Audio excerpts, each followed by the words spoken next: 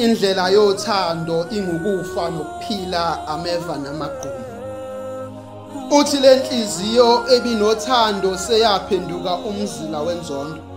Futhi lenhliziyo ebinenjabulo nentokomalo seyaba isigodlo senjabuliso. Heshelila egobhoza izinyembezi ezehla sakuvalelisa othandweni. Futhi yena uthando like lamshadisa nobuhlungu mhlakuhluku kube seyilunga leminyaka othandweni. Futhi ishumi leminyaka bethandana bengakulindelanga ukuthi ngelinye lamalanga bayohlukana.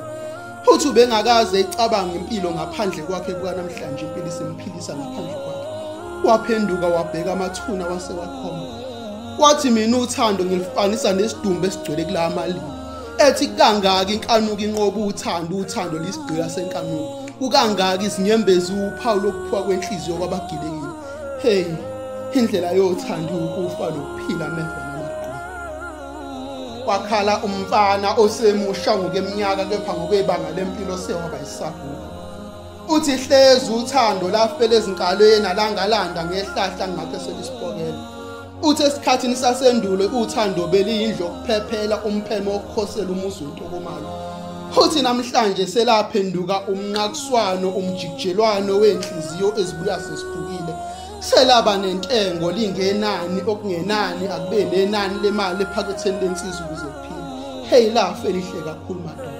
Uthanda kusesilo leliyathanda sekwaba yithuluzi nje lokwenelisa inkanuko uma ngasisi isikhathi sokuphindiselela.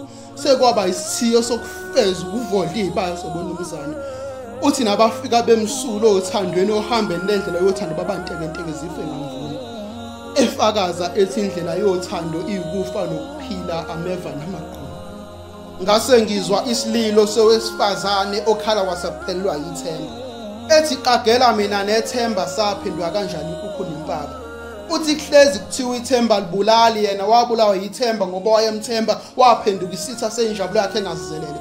Bangamahele nenkohlise bahlangana ngayo. Uthi yena othandweni usesivalile isivalo wasikhya ngehluthulela. Uthi akubuyelwe emuva kungemgqiqo. Indlela yothando ingukufa nokuphila ameva namagquma. Uzixter.